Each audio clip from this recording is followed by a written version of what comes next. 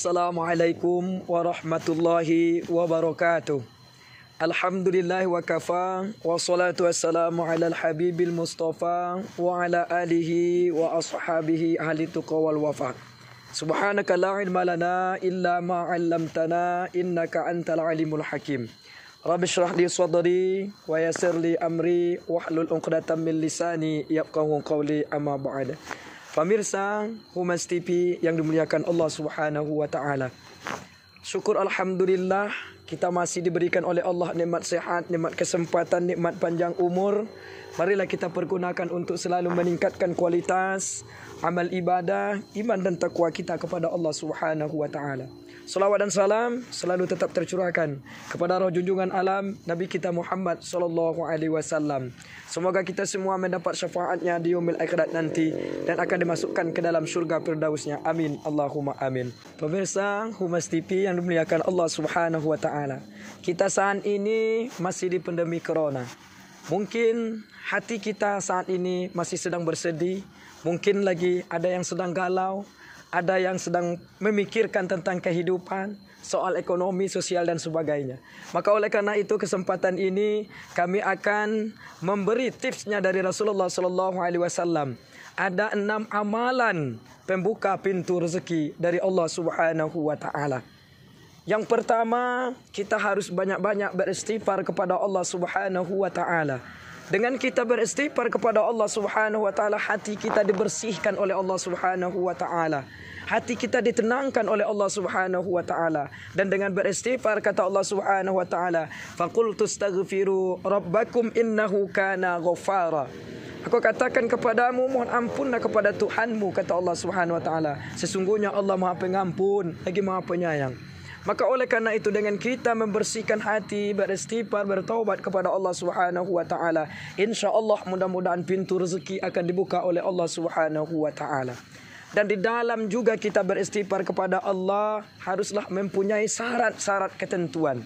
Pertama, kita haruslah niat kita bertaubat itu karena Allah Subhanahu wa taala. Yang kedua, kita berniat bahwa tidak akan mengulangi lagi dosa yang pernah kita lakukan. Yang ketiga, beriktikad bahwa kita tidak akan mengulangi. Yang keempat, dengan waktu yang telah ditetapkan oleh Allah. Kapan tobat kita itu diberikan kesempatan oleh Allah? Di antaranya ada 2. Pertama, sebelum napas kita sampai ke kerongkongan. Allah Subhanahu wa taala menjelaskan, Inna Allah Ta'ala yaqbalu taubatal abdi ma lam yughazzir. Pertama taubat kita, kata Rasulullah, sebelum napas kita sampai ke goro-goro. Karena ketika napas kita sampai ke goro-goro, disinilah berbagai macam ujian dan cobaan dari Allah Subhanahu wa taala. Ketika itu orang dalam keadaan sakaratul maut diuji oleh Allah berbagai macam bentuk. Ada yang diberikan rasa lapar, ada yang diberikan rasa haus, ada yang diberikan rasa dingin, rasa panas, berbagai macam ujian yang diberikan oleh Allah Subhanahu wa taala. Ketika kita diberi rasa panas oleh Allah, datanglah setan. Hei calon jenazah, engkau sekarang dalam keadaan sakaratul maut. Maukah aku bawakan kepadamu AC yang dingin? Tapi dengan syarat, maukah kamu mengakui aku sebagai Tuhanmu?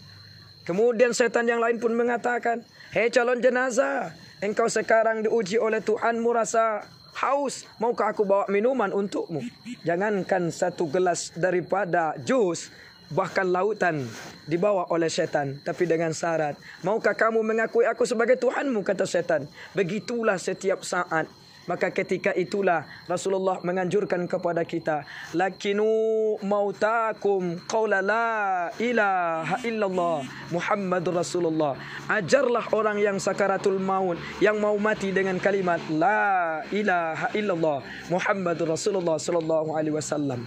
Yang kedua, tobat kita diterima oleh Allah sebelum kita mati. Makanya kata Rasulullah sallallahu alaihi wasallam, ya ayyuhan nasu tubu ila Allah taala qabla an tamut. Hai manusia, bertobatlah kamu kepada Allah sebelum kamu mati. Kalau kita sudah mati, tidak ada kesempatan kita untuk bertobat di hadapan Allah Subhanahu wa taala. Lihatlah Allah jelaskan dalam Al-Qur'an surah As-Sajdah, perumpamaan seandainya kalau kita melihat orang-orang yang berdosa sekarang di dalam kubur. Mereka selalu memohon kepada Allah, minta dikembalikan ke atas dunia lagi. Allah jelaskan, walau tara izil mujrimuna nakisu ru'usihim inda rabbihim rabbana absarna wa sami'na farji'na na'mal salihan inna muqinun walau syi'na la'atayna kulla nafsin hudaha walakin haqqal qawlu minni la'amla'anna jahannama minal jinnati wan nasi ajma'in fadhuqu bima nasitum liqa'a yawmikum hadha inna nasinakum wadhuqu azabal khuldi bima kuntum ta'malun. Seandainya kata Allah, kalau kamu melihat, kamu merasakan bagaimana situasi kondisi saudara-saudaramu yang di dalam kubur, yang berdosa, yang diazab oleh Allah, mereka selalu berdoa, ya Allah, ya Rabb, kami sekarang sudah melihat, kami merasakan betapa sedihnya, betapa pedihnya azabmu di dalam kubur ini, ya Rabb. Oleh karena itu kembalikan kami ke atas dunia lagi, ya Rabb. Kami ingin beramal soleh, kami lupa selama ini beribadah, lupa solat, lupa puasa, berbuat baik kepada sesama manusia. Maka hari ini kami melihat dengan keyakinan kami. Apa kata Allah? Walau syi'na la'ataina kulla nafsin hudaha. Bukan kami tidak kuasa, bukan kami tidak mampu mengembalikan kamu ke atas dunia semuanya. Akan tetapi kami beri petunjuk, kembali kamu ke atas dunia. Walakin, akan tetapi kata Allah, sudah kami jatahi hidup kamu di atas dunia. Ada yang 40, ada yang 50, ada yang 60, bahkan ada yang ratusan tahun. Sudah kontrak hidup kita di atas dunia diberikan oleh Allah Subhanahu wa ta'ala. Kemana usia itu kita pergunakan? Sekarang kata Allah, engkau ingin bertaubat, tidak ada kesempatan untuk bertaubat lagi. Kamu lihatlah, kami penuhi neraka Jahannam dari golongan jin dan manusia. Pemirsa Humas TV yang dimuliakan Allah Subhanahu wa ta'ala, ini yang pertama, supaya Allah buka pintu rezeki kita seluasnya. Bersihkan hati kita dengan bertaubat, beristighfar kepada Allah Subhanahu wa ta'ala. Yang kedua adalah meningkatkan silaturahim atau menjaga hubungan kita dengan sesama manusia. Karena kata Rasulullah sallallahu alaihi wasallam, "Man ahabba ayyabsuta lahu fi rizqihi wa yansalahu fi asarihi falyasil rahimahu." Siapa yang diingini oleh Allah, diluaskan rezekinya oleh Allah, dibanyakkan rezekinya oleh Allah, maka oleh karena itu kata Allah, sambunglah silaturahim. Siapa yang diingini oleh Allah diluaskan rezekinya, dipanjangkan usianya, disehatkan badannya, fal yasil rahimahu, sambunglah silaturahim. Karena silaturahim ini sangat penting. Tadi kita menjelaskan hubungan kita dengan Allah. Sebesar apapun dosa-dosa kita di hadapan Allah, sebanyak buih di lautan kata Rasulullah, sebanyak butiran-butiran pasir di padang pantai, sebesar gunung Uhud dosa kita di hadapan Allah. Tubu ilallah taubatan nasuha. Bertobat kita kepada Allah akan mendapat taubat di sisi Allah. Tapi hablum minan nas, hubungan kita dengan sesama manusia, inilah yang menyebabkan amal ibadah kita tidak diterima oleh Allah. Inna a'mala ummati tu'radu asyiyatal khumisa lailatal jum'ati fala yuqbalu amalu qatir rahim. Setiap sore Kamis, malam Jumat, amal ibadah kita diserahkan kepada Allah, dan Allah tidak akan menerima amal ibadah orang yang memutuskan hubungan silaturahim.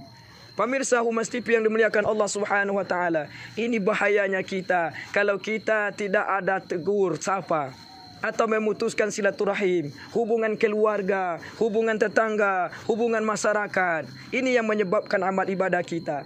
Nanti kata Rasulullah, ada seorang yang ahli ibadah yang berdiri di hadapan Allah.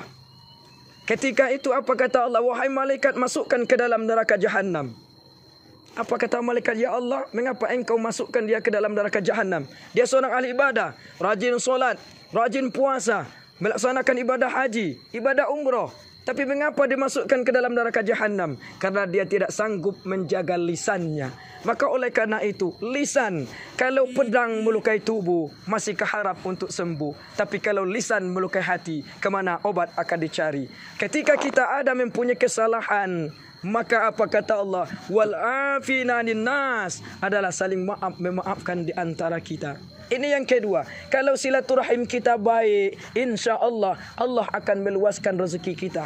Allah akan meluaskan semua kebaikan-kebaikan kita. Diluaskan, diberi keberkatan nikmat umur panjang kepada kita. Makanya kata Rasulullah, silaturahim itu merupakan konsekuensi iman kita di hadapan Allah Subhanahu wa taala. Di sinilah kita melihat keimanan seseorang itu. Apakah dia baik hubungan dengan sesama manusia, hubungan dengan keluarga, orang tua, suami, istri, tetangga dan sebagainya. Inilah konsekuensi iman kita. Man kana yu'minu billah wal yaumil akhir falyakul khairan aw liyasmut. Siapa yang beriman kepada Allah, percaya hari kiamat, maka hendaklah dia menjaga lisannya. Lisan, kalau tak sanggup kita mengeluarkan kata-kata yang baik, maka hendaklah kita diam. Diam kita adalah ibadah di hadapan Allah Subhanahu wa taala. Wa man kana yu'minu billah wal yaumil akhir falyukrim jarahu. Siapa yang beriman kepada Allah, percaya datangnya hari kiamat, maka hendaklah ia memuliakan tetangganya. Tetangga adalah bagian daripada keluarga kita. Mana yang dikatakan batas tetangga? Kata Rasulullah, 40 rumah ke depan, 40 rumah ke belakang, 40 rumah ke samping, 40 rumah ke samping kiri. Artinya satu RW, satu kelurahan adalah tetangga kita. Maka mari oleh karena itu buktikan iman kita di hadapan Allah. Wa man kana yu'minu billah wal yaumil akhir falyukrim dhaifahu. Siapa yang beriman kepada Allah, percaya datangnya hari kiamat, maka hendaklah dia memuliakan tamu-tamunya. Pemirsa Humas TV yang dimuliakan Allah, di sinilah terkadang dalam penerimaan tamu ini sering kita pilih memilih. Terkadang kawan kita sekantor, kita sambut dengan baik. Teman-teman sepejabat dengan kita sambut dengan baik.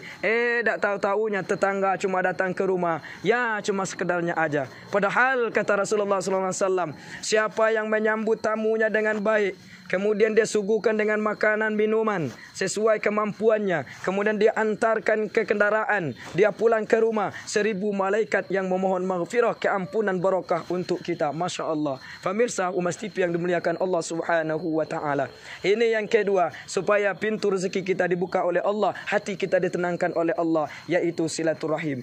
Yang ketiga, Allah buka pintu rezeki kita, yaitu dengan memperbanyak sedekah. Sedekah ini sangat penting. Kenapa kata Rasulullah SAW? Ketika beliau di-Isra' Mi'rajkan oleh Allah Subhanahu wa taala, tamsilan perumpamaan diperlihatkan oleh Allah. Beliau melihat ada orang yang sedang nandur padi, menanam padi di sawah. Setelah ditanam, tumbuh, berbuah, panen. Kemudian ke belakang lagi, tumbuh, berbuah, panen. Begitulah yang dilihat oleh Rasulullah. Ditanya, ya Jibril, siapakah dia? Dia adalah umatmu ya Muhammad. Apa amal ibadahnya? Dialah orang yang rajin bersedekah di atas dunia. Karena orang yang bersedekah, rezekinya akan dilipat-lipat gandakan oleh Allah Subhanahu wa ta'ala. Allah jelaskan dalam Al-Quran, masalul ladzina yunfiquna amwalahum fi sabilillah kamasali habbatin ambatat sab'a sanabila fi kulli sumbulatin mi'atu habba wallahu yudha'ifu liman yasha wallahu wasi'un alim.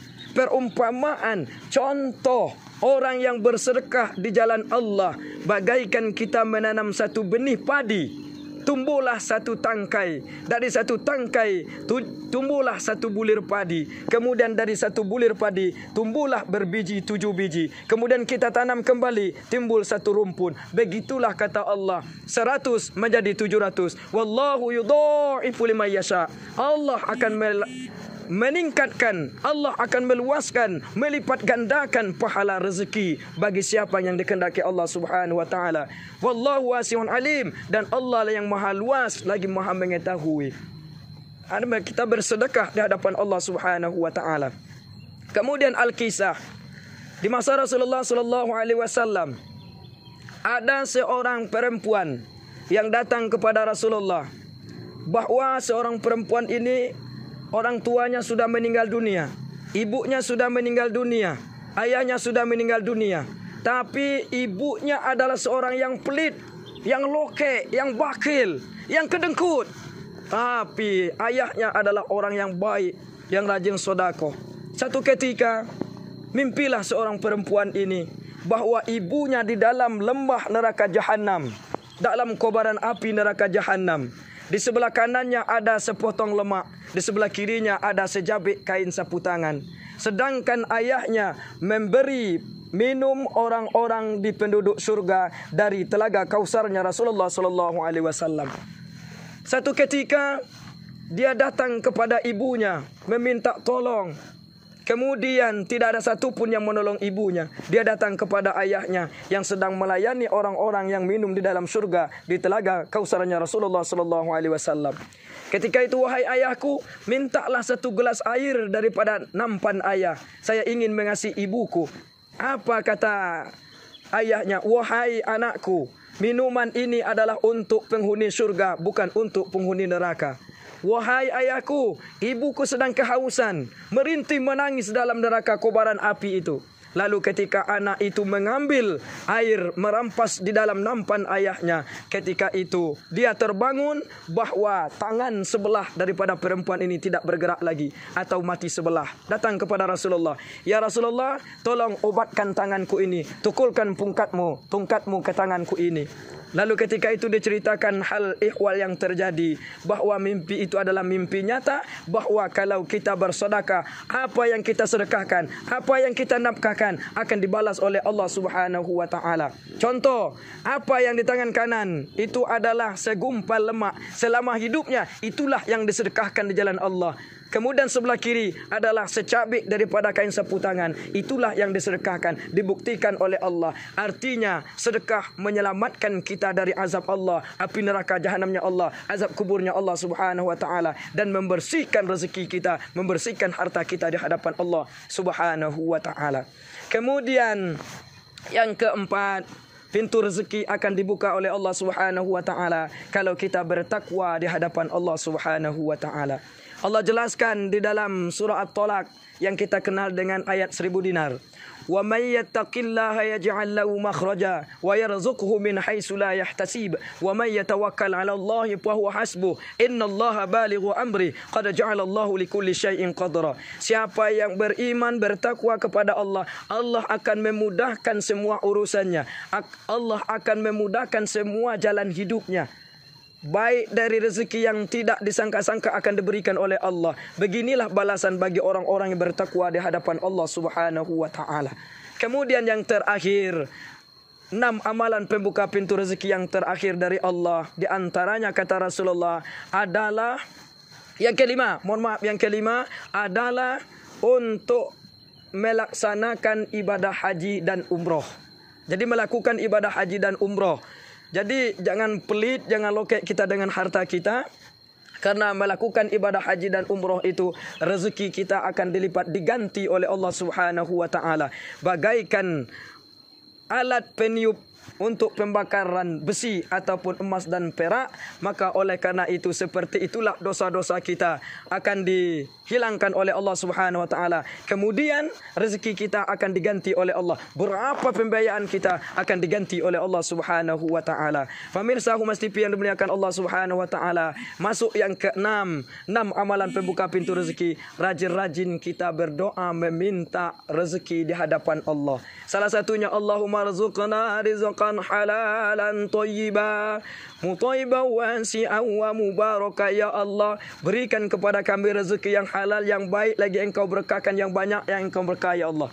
Ini kita berdoa kepada Allah. Karena doa adalah kekuatan bagi kita. Ad-doa silahul mu'min. Doa itu adalah senjatanya bagi kita. Jadi dengan berdoa, insya Allah mudah-mudahan kita akan diberikan oleh Allah Subhanahu wa taala hidup yang senang, hati yang tenang, pemikiran yang tenang. Insya Allah rezeki akan dimudahkan oleh Allah Subhanahu wa taala. Ingatlah, hati kuncinya. Allazina amanu wa tatma'innu qulubuhum bizikrillah. Ala bizikrillah tatma'innul qulub. Ingatlah, hati kita bersih, berzikir kepada Allah akan menjadi tenang. Kalau tenang hati kita, tenang pemikiran kita, khusyuk kita ibadah, insyaallah pekerjaan apapun yang kita lakukan akan mendapat ridho dari Allah Subhanahu wa taala. Pemirsa Humas TV yang dimuliakan Allah Subhanahu wa taala, mudah-mudahan apa yang kita sampaikan melalui 6 amalan pembuka pintu rezeki ini, mudah-mudahan kita bisa melaksanakan yang ke-6-6-nya ini tanpa biaya sedikit pun, tanpa DP apapun. InsyaAllah dengan niat yang ikhlas kita menjalankan mengharap ridha Allah Subhanahu wa taala. Amin ya rabbal alamin. Wassalamualaikum warahmatullahi wabarakatuh.